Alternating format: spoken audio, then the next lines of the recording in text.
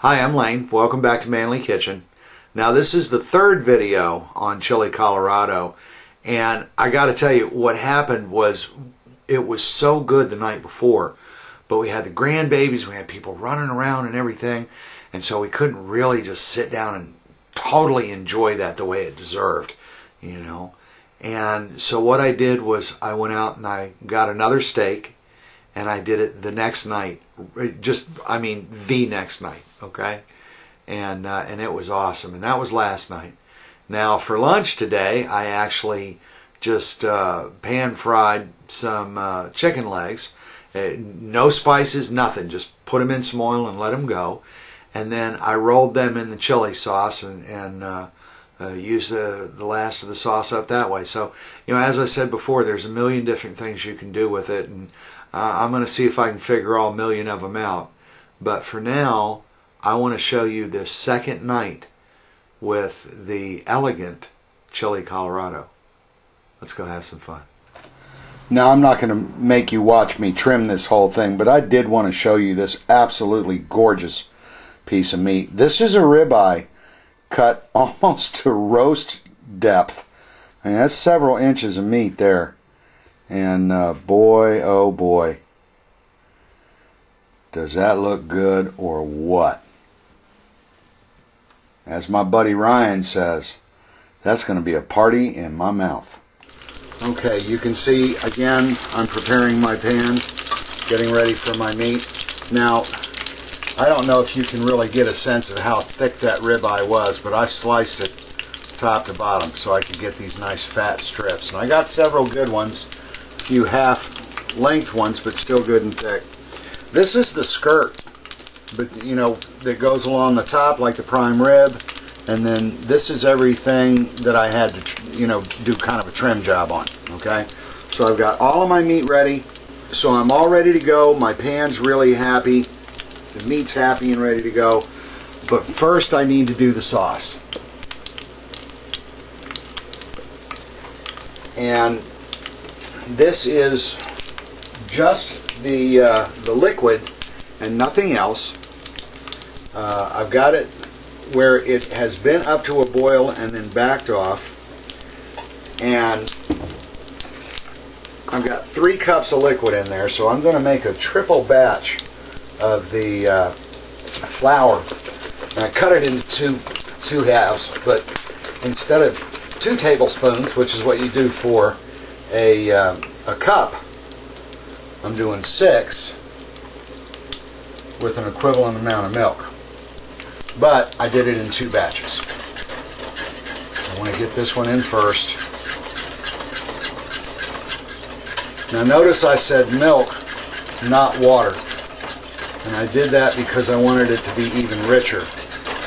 This particular meal is not about saying how hot I can make chili. I know that I can make chili that'll set your eyebrows on fire and melt your tongue. That's not the point. This is supposed to be an elegant, subtle version of chili Colorado. Okay, now just because I'm a little nervous, I'm going to put it off the heat while I do the second batch.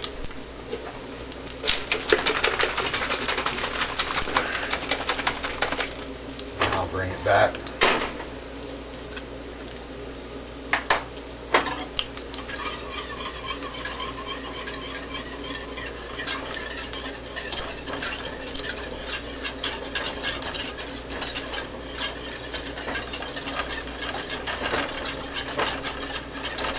To be honest with you, that's all the thicker I want that.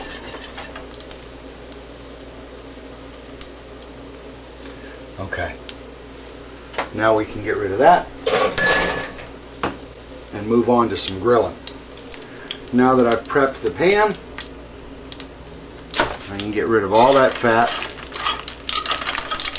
all those things that don't go into an elegant presentation.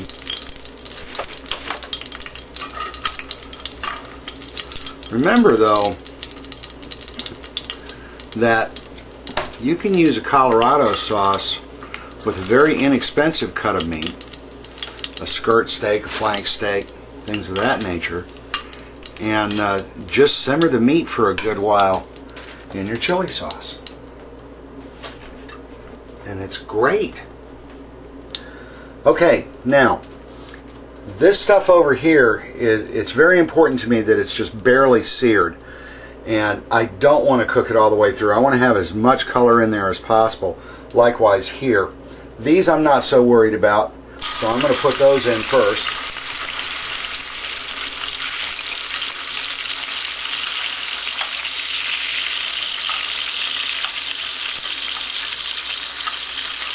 A little too hot.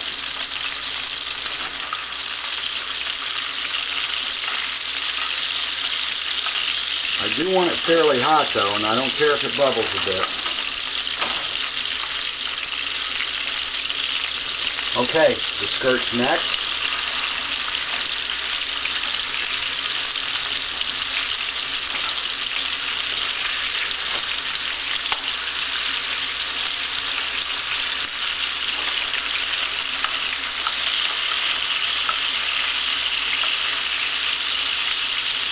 And transfer it into my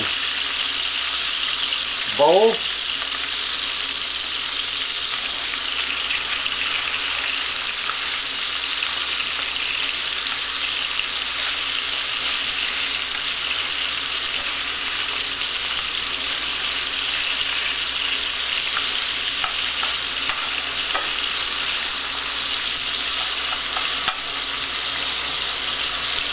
I'll save those guys.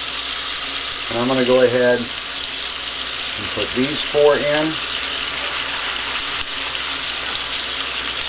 and get them moving.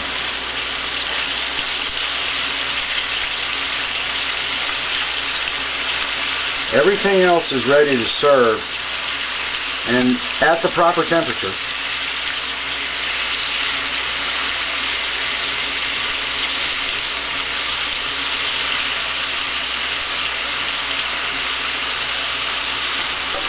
So it's just a matter of doing the meat. Okay, these are done enough.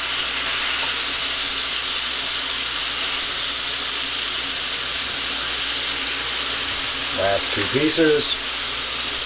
These come out and go on the board, not the bowl.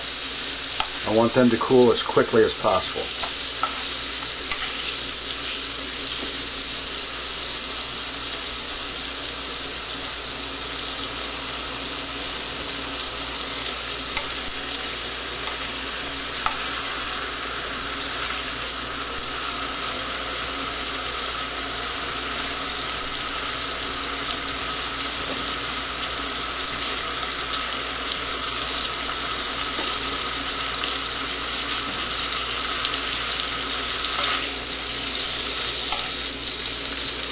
Okay, off with that fire. Now, let's go to the other side of the stove again. Alrighty, I got most of my meat in there.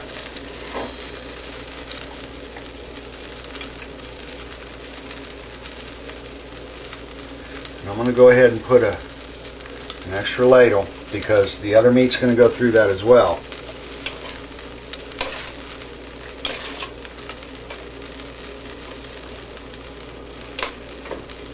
But the heat of the gravy combined with the heat of the meat can take more color out because it's actually cooking. Those I don't want to cook as much.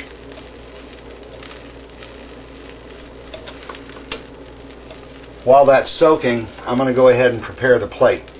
You can see on my plate I've got my rice, I've got the sweet corn cake, some sour cream, and this is kind of a chutney deal with diced pineapple and onion, and then I took the rustic Colorado sauce and tossed it and then kept it in the fridge for a while to let it steep.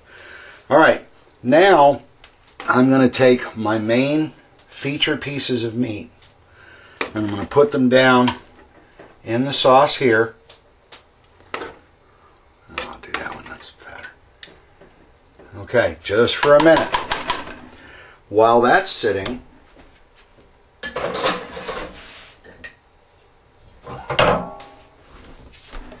I'll go ahead and get my other stuff that's been sitting in this bowl.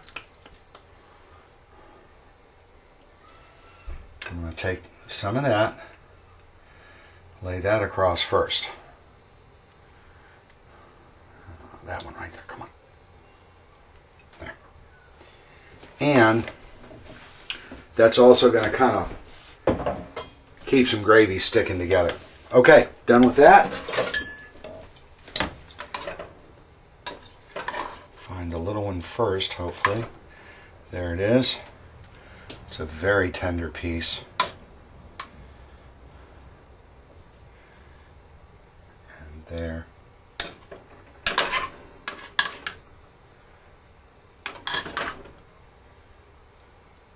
And there.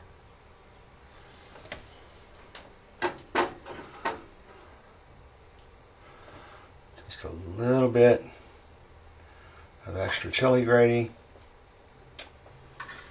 And serve more to the table in case they want to dip. And folks, there's a very, very elegant take on chili Colorado that you could serve at almost a dinner party, or if you're the person you're having over for dinner is really into Mexican food, here's a way to dress it up and have a fancy time. Serve it with some sangria or a really good dark beer, or if you're like me, just have some great sweet southern tea. So if you don't mind, I'm going to cut off the camera and I'm going to go enjoy this. I'll be back to close out in a minute. Well, I got to tell you folks, that was just absolutely awesome. The flavor of the sauce, incredibly rich and smooth. It just like silk on your tongue. And because of the half and half and thickening it up the way I did, it did knock the heat back a little bit, but it was still very flavorful and very complex. And when you're serving an elegant meal, it's not about seeing if you can make your eyebrows fall off. It's about the complexity of flavor and the enjoyment of the different textures and whatnot. And boy, that ribeye was so absolutely tender, you know, just barely seared, so there was still nice color inside. The juxtaposition between that and the pineapple onion chutney that I made up was really neat, especially because I used the rustic sauce on that one. And then of course you give the palate a break, if you will, with the rice and the sweet corn cake. And just, you know, a great meal to do when you want to show someone how much they mean to you and that you're willing to take the time to really pamper them, you know. And not just for men, although ladies do love men who cook, but for ladies as well. This is a really fun recipe.